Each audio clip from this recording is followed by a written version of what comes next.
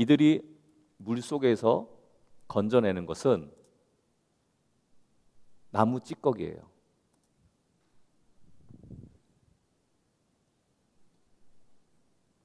이제 뭔지 아시겠죠? 물 속에 이렇게 막 나무, 부러진 나무나 죽은 나무들 껍데기를 이렇게 흘러가는 거. 파키스탄은 다 나무를 떼서, 시골 같은 경우는 불을 다 밥을 짓고 하죠. 근데 큰 나무들은 못 베요, 함부로. 자연 보호한다고 해서 돈 뭐 몇만 루피를 내야 돼요. 그래서 이들은 물 속에서 땔감을 구하고 있는 겁니다. 남자들은 그거를 이제 물 속에서 끄집어내고, 여자아이들은 날라서 엄마한테 갖다 주면 그거를 말려서 자기들의 밥을 짓는 화덕에 넣거나, 좀 더 많이 한 사람들은 팔러 가죠. 온 마을 사람들이 다.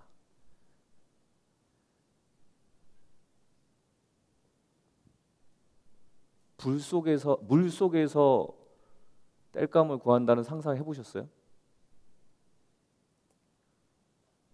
저도 이때 처음 봤어요. 파키스탄을 그렇게 내가 많이 다니며 이렇게 알았다고 생각을 했을 때 처음 보는 광경이었죠. 이 사람들이 있던 마을이 그 후에 알게 된 건데, 스와트 사태가 처음 발생했던 마을이에요. 그 마을에서 경찰관의 목을, 6명의 경찰관의 목을 잘라서 그거로 이제 사태가 더 커졌거든요. 얘네들이 그 마을에 사는 사람들이었어요. 마을 사람들이 다 나와서 그들의 생활을 위한 불을 물에서 끄집어내고 있는 모습입니다.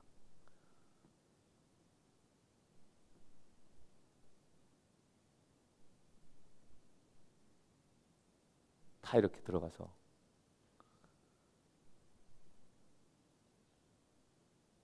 좀 다르죠, 세상이라는 게 관점이. 우리는 가스불 이렇게 켜서 밥 먹고 그냥 나무 뗀다고 생각했는데, 그 나무를 구하는 게 이렇게 이 사람들의 삶에서 다른 방법으로 되는 걸 알았을 땐 묘한 기분이 휩싸여요.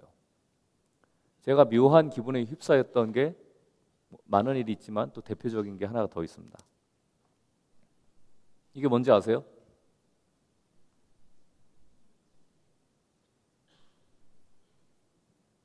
뭐 자기 군대 있을 때 쏴봤다고 뭐 이렇게 하는 사람도 있겠네. 총알이죠. 그리고 작은 총알이 아니에요. 이건 이제 20mm 기관 포탄이라고 해서, 이거는 한 방 맞으면 팔다리가 끊겨 나가는 큰 총알이에요. 근데 자세히 보시면 촉이 있죠. 그리고 이렇게 장식도 돼 있고, 사라에보라고 써 있어요. 관광 상품입니다. 총알, 실제 전투에 쓰였던 총알들을 다 컬렉팅을 해서 이렇게 수공으로 해가지고 볼펜 심을 넣어서 외국 사람들한테 관광용품으로 팔아요. 저도 남자다 보니까 이런저런 그 밀리터리 그런데 또 다 관심 조금씩 가지잖아요. 그래서 이 총알을 보고 진짜 재밌게 생겼는데 하고 몇 개를 샀어요. 사면서 이거 어떻게, 공항을 어떻게 통과하지? 그 생각을 하고 있었는데, 근데 뭐 볼펜이니까 상관없어요. 뇌관도 다 빠져 있고. 갑자기 무슨 생각이 번뜩 들었냐면, 이게 실제 보스니아 내전 때 쓰였던 탄피들을 회수에다가 만든 볼펜인데, 그럼 여기서 발사된 이 탄이 누군가의 목을 꿰뚫었을 수도 있고, 누군가 아버지의 가슴을 관통했을 수도 있다라는 생각이 확 드는 거예요. 실제로 그렇겠죠. 실제 막 쏴가지고 버려진 탄피를 모았으니 그걸 갖고 허공에 쏘진 않았을 거 아니에요. 그걸 내가 딱 손에 들고 있다고 생각을 해봐요. 이상해져요. 그때부터 내 주변에 보이는 이 관광 상품들에 대한 인식이 바뀝니다. 이거는 소총탄,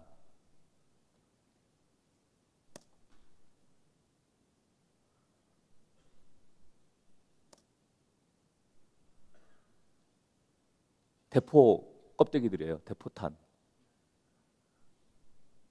이거는 아까 총알처럼 한 방이 사람 이렇게 뚫는 게 아니라 이 보이는 이 큰 거 하나가 이 광의실에 떨어지면 싹 사라지는 그런 파괴력을 갖고 있는 거예요. 그게 이렇게 많아요. 이렇게 갖고 와서 조각을 해서 장식해서 팝니다. 누군가의 목적에 의해서 누군가를 죽이기 위해서 쓰였던 물건이 누군가의 생존을 위한 상품으로 바뀌는 아주 극단적인 경험을 한 곳에서 제가 한 거예요. 마치 내가 연필을 칼을 꽉고 있는데 이 칼이 누군가를 푹 했던 칼이라고 상상이 딱 하는 순간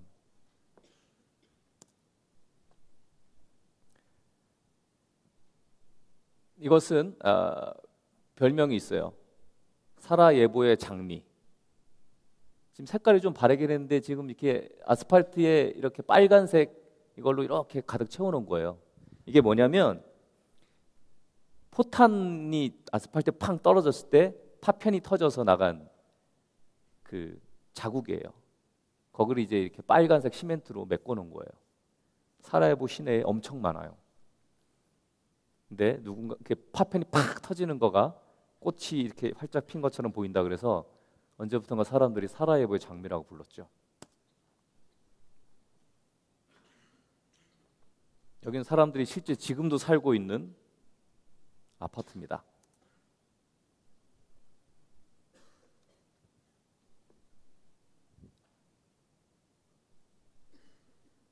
작은 구멍은 소총탄, 좀 큰 거는 기관총탄.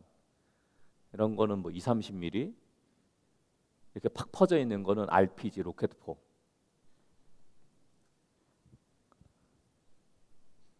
이렇게 이런 거는 뭐 기관총 다락한 거.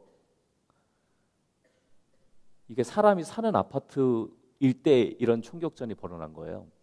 그리고 보스니아 시내는 사라예보 시내는 뭐 건물에 많이 없어지긴 했지만 아직도 많은 건물이 이런 그때 아픔을 그대로 담아 있습니다. 돈이 없어서 안 고치는 건지 아니면 뭐 어떤 이유에서든지 간에 아직도 그때 그런 무지무지하게 무서웠던 광경들을 볼 수가 있어요. 하지만 사람들은 시간이 지나고 안정권에 들면서 각자의 삶을 이렇게 살죠. 레저 활동도 하면서. 뒤에 보이는 건물은 평생 저렇게 두기로 했대요. 잊지 말자고. 생년월일은 다 다릅니다. 1940 몇 년, 60 몇 년, 70 몇 년, 80 몇 년. 근데 죽은 날은 1993년, 94년이에요. 다. 사람들을 시체를 묻을 땅이 없어서 도시 한가운데니까 사라예보가 시멘트니까. 그래서 사람들의 시체를 가지고 사라예보 한가운데 있는 공설 운동장에들 가요. 운동장은 흙이잖아요. 거기에 한두 구의 시체를 묻기 시작하면서 그들의 가족들을 묻기 시작했죠. 그리고 그게 내전 중에 공동묘지로 바뀌어서 지금도 보스니아의 가장 큰 공동묘지입니다. 사라예보 안에서. 어제 저녁에 나랑 같이 먹었던 이슬람 압둘 아저씨를 다음 날 내가 가서 총으로 쏴주게 돼요. 안 그럼 저 사람이 날 죽일지 몰라라는 공포감 때문에. 보스니아 내전은 우리가 흔히 알기에 기독교인과 무슬림의 종교적인 그런 분쟁을 우리가 알고 있지만 사실은 결국은 그렇게 됐죠. 기독교인과 무슬림들이 싸웠으니까. 하지만 그거는 수단으로 사용이 됐지 실제로는 몇 명의 우리가 흔히 이렇게 유명한 밀로세비치 그런 정치가들의 정치적 계략에 의해서 사람들이 종교적으로 이용이 된 거죠. 그래서 보스니아 내전을 종교 내전이라고 부르진 않아요. 이렇게 지성화되고 발달된 유럽이라고 생각했던 그 무고한 역사를 갖고 있는 곳에서도 나만 살겠다라는 그런 공포에게 휩쓸리면 대량 학살은 얼마든지 일어날 수 있는 거죠. 그게 사람이란.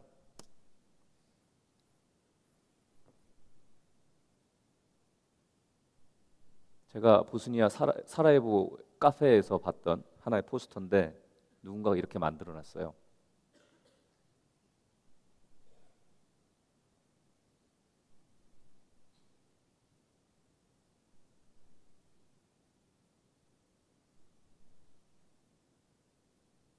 그리고 각기 다른 신이 내 손 안에 다 있죠. 한 패에.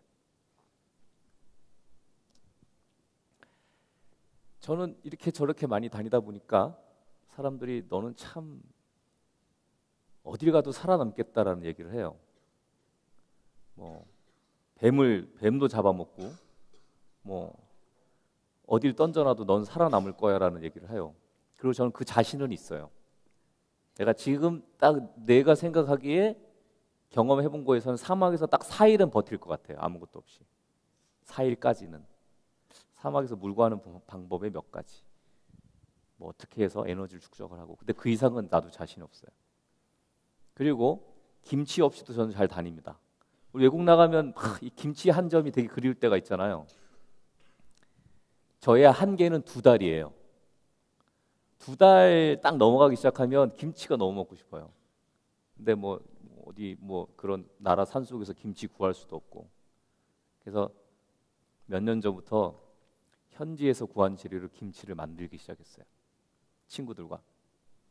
여기는 파키스탄의 길기트라는 곳에 있는 조그만 게스트하우스입니다. 이곳은 나랑 아주 친한 형제분이 하시는 유명한 마디나 게스트하우스예요. 배낭객들의 성지라고 불리는. 뒤에 보면 이렇게 국기들도 많이 보이죠. 그래서 현지에서 산 재료로 저희가 이제 김치를 만듭니다. 이건 인증샷.